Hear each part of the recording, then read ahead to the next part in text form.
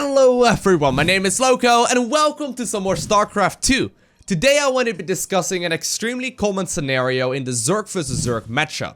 Today I want to be discussing with you how you can be defending when your opponent is going for cheese and you're going for a macro focused build order. Now for both macro as well as cheese there are countless different options, but in this particular match I am going to be going for a hatchery first. I'm going to follow it up with a gas on the spawning pool, so very greedy play by me, and my opponent in the meanwhile is going to be going for an extremely early gas geyser, zergling speed as well as a baneling nest. Now most of it, I'm not gonna lie, will come down to micro. Control is extremely important, but there are a couple of things that are worth discussing that will hopefully help you defend a little bit better whenever you find yourself in this scenario. So first and foremost, there's one thing that I really badly want to emphasize, and that is that it's all a game of drones. And as you guys may be aware, in the game of drones, you win or you die. There isn't really much of a wiggle room in that regard. And yes, that wasn't obviously a Game of Thrones reference. But anyway, it is very much so true.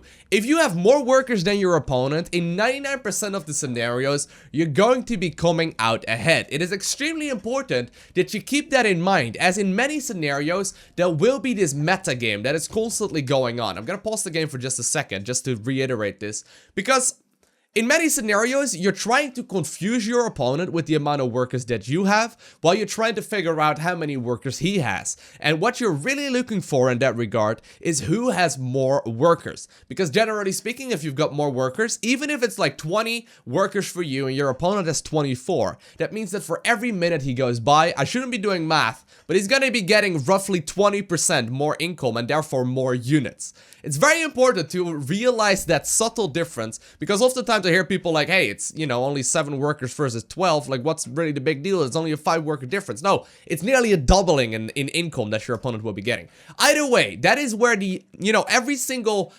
reaction that I'm gonna try and explain in this video will be based off of, okay? So the very first thing that I want to try and emphasize here is the building placement. Now building placement is a little bit dumb, it's a little bit silly, but there's also no particular reason not to incorporate it into your play. So when you think of your opponent going for zerglings and banelings, and obviously I at this point in the game, like look at the minimap, I have absolutely no idea that this is going on.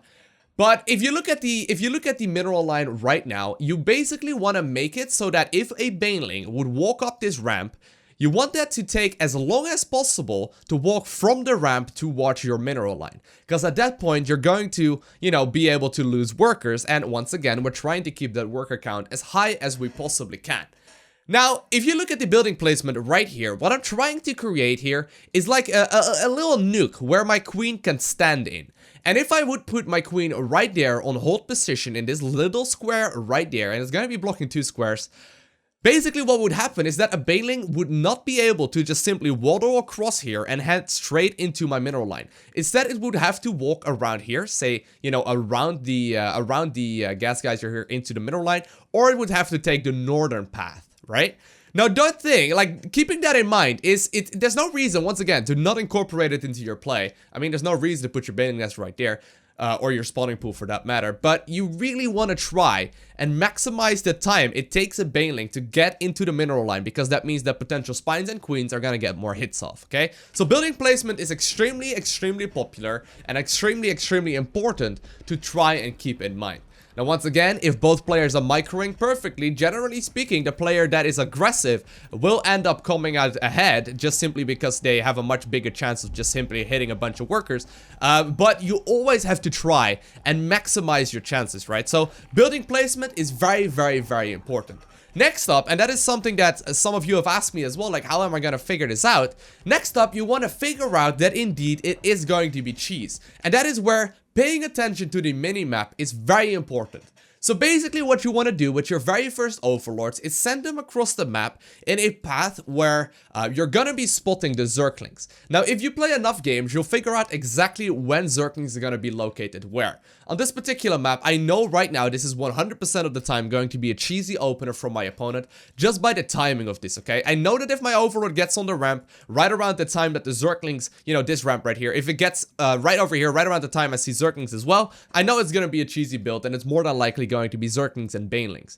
You will be learning that, but as a general rule of thumb, on 2-player maps, send your overlords on the attack path. And what I mean with the attack path is the path between each other's bases. So in this particular instance, if you imagine my opponent running with Zerglings across the map, where would these Zerglings be coming from? And as you can see, I have right now rallied my Overlord on the attack path to figure this out as early as possible. And I would recommend doing that with your second and maybe even your third Overlord as well, just so you have a bit of a backup plan. But realizing that it is going to be cheese is step number 2, besides the building placement. Now, I'm not going to be able to really change anything here for the moment, but I do want to make sure that I'm not getting too greedy. I need to make sure that I figure out that it's cheese so I can respond, or I can begin, you know, responding to it accordingly. Because if you can imagine, I don't see the Zerglings until they show up right there. It's basically already too late. So next up, what I'm trying to look for here and what I'm trying to achieve is once again to minimize maximize the amount of time that it takes Banelings as well as Zerglings to go from the ramp right here into the main base. So right now I'm getting my Spine Crawler right over here. That's going to be blocking. I think it's going to be blocking at least reasonably well. I don't, you know, play this game perfectly either, in case you're wondering.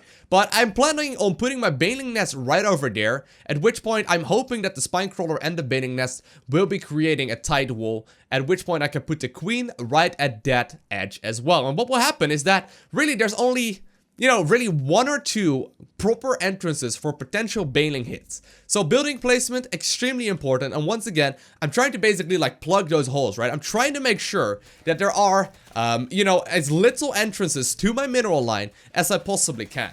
Now, one thing to note as well is that I did decide to not cancel, and by the way, I'm constantly producing links right now. One thing as well is that I decided to not cancel the natural. As a matter of fact, I kept it up just because I know, once again, I got that economy advantage. No matter what, and right now I'm going to be the red color here. I know that on the minimap I show up as green, but it's going to be 19 workers versus 13. That is 6 workers more. That is a significant amount of income that I'm getting opposed to my opponent, right? And while he's currently killing my natural, that's great for me. All I need is time, because the longer this game goes on, the more income I will be gathering here, right? Once again, I'm trying to optimize the amount of income that I'm getting, and right now, I'm gathering about 30% more income than my opponent will.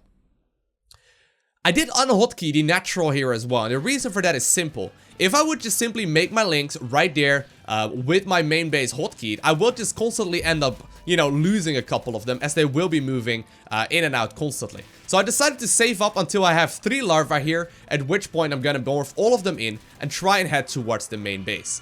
In the meantime though, my queen has spawned in the main and I'm gonna be plugging the hole right there. So notice right now, right? If you imagine my opponent's vision once he gets to my main base, right? You gotta keep in mind, he doesn't know about any of this shenanigans. He hasn't seen my main base just yet. But if he sees this setup, it's gonna be very difficult for him to decide whether or not he wants to continue onwards or whether or not he wants to, you know, push back instead, right? Now, obviously, I'm really reiterating this point 100 times over, but I do want to emphasize it really badly because I see so many people that I coach in Zerg vs Zerg that just simply don't think about their building placement. And honestly, there's no particular reason. If you're gonna go Hatchery first, you may as well put a little bit of effort into your building placement, right? Because there's no, once again, there's no particular reason not to do this. I mean, you can put your Baneling Nest in your spawning pool behind your mineral line, but you're just wasting potential. So once again, going for a single spine here, and I decide to plug the next hole here as well with an evolution chamber. So this little gap right here is once again not an entrance that he will be able to take. Now, the reason why I'm going here for the evolution chamber is because I'm planning on getting the +1 melee upgrade. And the +1 melee upgrade is very good for several reasons. I've made countless videos for that sort of thing. But I'm basically just trying to make sure that my opponent is not going to be able to just simply win the game straight up. And if he ends up going all in, I have a chance of potentially coming back by simply making a lot of links and push out when +1 attack finishes. So here's another little move, okay? So notice my opponent has managed to get to the main base, and I've manually split up all of the army that I have. I've put them all around my base just to sort of once again make sure that the Banelings are not going to be taking too many hits. Therefore, I'm going to be able to snipe them a little bit easier, and therefore I'm going to be keeping more workers alive. So while this is all going on, you will be able to notice it's 17 workers against 13. As long as I don't lose too many here, I'm gonna be in an advantage. Now, this is where the micro comes into play, okay? This is where micro becomes extremely important, and this is where I'm also not particularly good at, because I do make a slight mistake here. Didn't notice that there was still one Baneling alive. I don't end up losing them with a single hit. My opponent is gonna end up reinforcing here with a bunch of Zerglings, and he will individually pick off as many of these low HP drones as possible. Now, at this point in the game, you will have guessed it, my opponent is at a very, very solid advantage, and this happens every now and then. Now, most of the time, if you're microing better than your opponent, once again, you shouldn't have this happen. You should not be behind in the worker count right now, and you should, in fact, be at an advantage. Now, at this point in the game, I need to put all of my eggs in one basket. I know that I am behind, so I need to start making some decisions here that could potentially get me back into the game. Ideally, I'm gonna be droning up. I know that my opponent right now is going to be at the worker advantage, and therefore is gonna be able to make more stuff, so I need to catch back up on the amount of units that he has. Now, for a second, I was assuming here, since I saw the natural go down, that my opponent, and obviously, once again, that overlord positioning, very, very important. It isn't just scouting and reinforcements, but it also is scouting that he did go for the expansion. But I assumed that while I saw that expansion go down, that he was giving up on the aggression after getting the advantage, because most of the time, if he would drone up right now, he's going to be in an A-OK position.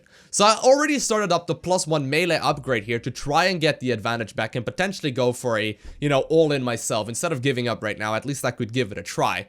But after figuring out that he indeed is morphing in more Banes, I'm canceling the +1 melee upgrade, and I'm morphing in 4 Banes here myself. And we're going to be going for a second wave of aggression, right? We're going to be going here for a second wave of pushing. And my opponent is banking on the fact that I am making a mistake. Now, I did end up getting a second queen as well. And once again, it is going to be all about the micro. And right here, I get a huge connection of. Now, while he did get the advantage here initially, right, and he got a very good engagement here in the earlier stage of the game, I managed to definitely come out ahead at this point. Now, I'm still behind because, once again, the worker count is significantly in favor of my opponent, but at the very least, it is one step closer to where we want to be. Now, obviously, I'm still making Zerglings, right, because those were already in the production. But what I want to do here is move out with my Zerglings across the map. And this is for one reason and one reason alone. I know those 4 Zerglings and the 4 more that I'm making here aren't going to win me the game. But I also know that my opponent, if he is anywhere near reasonable at the game, is going to have spread overlords all around the place. And actually, his overlord spread is honestly lacking. It's not particularly good. But I want to trick him here into not making workers. If I could prevent him from making workers, that's going to be an advantage for me, as I will be making workers. And I know he can't break my defensive positioning right now, right? Now, keep in mind that expansion is only going to be helpful for him if he actually gets workers there. So I'm not too worried about the natural so far. But I'm basically just trying to prevent my opponent from making workers just by running Ring Around the Rosie here, while making sure that my opponent is just not going to be adding on any more drones here for the time being. As you can see, in the meantime, I am doing so. Now, I am significantly behind still, and I know that I'm gonna have to, pull out a trick here in order to come back. But what I can do at the very least is trying to build up my economy and get back to an advantage in that regard. So, moving out with the army that you have, even though you're not really fighting, oftentimes can still force your opponent to make more army and sort of overreact to the amount of army that he sees. So that's a little tip right there as well, that you can execute at a bit of a higher level. Now, once again, I'm planning on going for that, that +1 attack upgrade. Because if we think about the options that my opponent has right now, there are only a couple. First and foremost, he could try and close out the game. Very common response, as he already is at an advantage, so there's a chance he can just straight up win the game. Secondly, he could also sit back and simply macro up and then push when he has like +1 attack finish as well as +1 armor with a bunch of roaches, or potentially go with Mutalisk. Now, I'm pretty sure that if he would sit back here, because obviously I know that I'm pretty far behind here for the time being, I'm going to probably just straight up lose the game. However, if he goes for aggression, once again, I have a chance at picking up the victory. So what I'm banking on right now is my opponent moving out and underestimating the advantage that he's at. So I decided to go for the +1 melee upgrade here to start making as many units as possible very, very shortly. Now, since I have leftover minerals after drawing up my main base fully again, I'm just simply gonna start up the natural, but that is mostly just to trick my opponent into thinking I'm actually over creating, drones. So, at this point in the game, I got +1 attack coming in. I know that I am, technically speaking, going to be behind, but I also know that +1 attack is extremely powerful against pretty much all these Zergling aggression early on into the game. Now, I have made a dedicated video on the strength of Zergling upgrades. If you're interested in that, I will leave a link to that video down below, the like button in the description of the video. But just take it from me, +1 melee upgrades are extremely good. Now, for the moment here, I have two options, right? First and foremost, my opponent is probably gonna go for a push. Considering the aggression he has been going for throughout this game, he probably will be switching into either Mutalisk, Roaches, or Morling and Bane, right? So I think I'm gonna have a good chance against that if I have the +1 attack upgrade. Secondly, I am trying to trick my opponent into, you know, assuming that I'm overreacting to the amount of workers that I saw him have. And, you know, I'm gonna try and bank on the fact that he sees me go for a natural and therefore assumes I'm gonna be making a lot of links or a lot of drones as well. Instead, what I'm doing here is trying to save up as many Zerglings as possible. On purpose right now, I'm not showing him the Zerglings that I've got in the main, simply because I'm trying to ensure that, you know, he is gonna overthink the amount of workers that I have and underestimate the army that I have. My plan here is to either defend the aggression that he's going for when +1 attack finishes, or move out across the map when +1 attack finishes. In either instances, I'm gonna need as much of an army here as possible to do that. Now, in this particular case, you can see my opponent is going heavy into Roaches.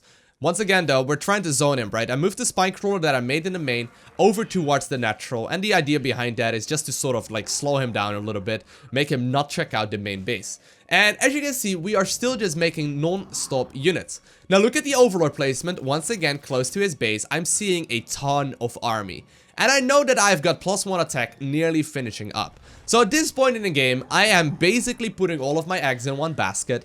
I'm pulling all of my defensive units here, and I'm trying to trick my opponent into underestimating the amount of army that I have. As a matter of fact, I don't know if I'm going to, but I should be pulling the Queen as well. Yeah, I was gonna say, I do pull the Queen from the main here, just to try and do as much as possible. Now, Banelings do go from 20 damage to 22 damage with the +1 melee upgrade. Doesn't sound significant. It is a pretty big deal. And right when my opponent gets to this side of the map, while he is significantly ahead as far as the worker goes, and he's also significantly ahead as far as the army supply goes, I have got the defender's advantage. So what that means is that my Zerglings are going to be spawning closer to home, and therefore his reinforcing army will not be getting here nearly as fast as mine will. At the same time, I also got the upgrade advantage. I just finished up my +1 melee upgrade, which really will add on to the defenses here.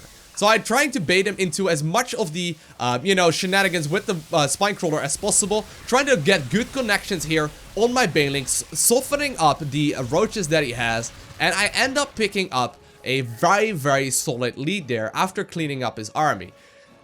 Now, I'm hoping that it's pretty clear the reason why we ended up picking up that victory, right?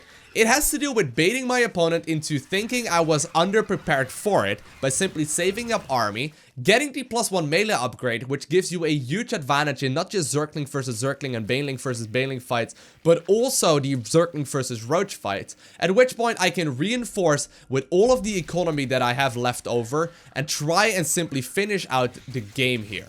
So even though I was significantly behind here earlier, in many instances, if you're going to go up against someone who is cheesing and you're going for a macro focus build, this is what your games will look like. This is what it looks like if you're both microing reasonably well and you're constantly trying to trick each other into thinking you've got a bigger army and a bigger drone count than you actually do. I hope this helped some of you out there. The very first thing to start implementing, though, in particular if you're in one of the lower leagues, is the building placement. Building placement alone really helped me improve my Zerg vs Zerg a lot.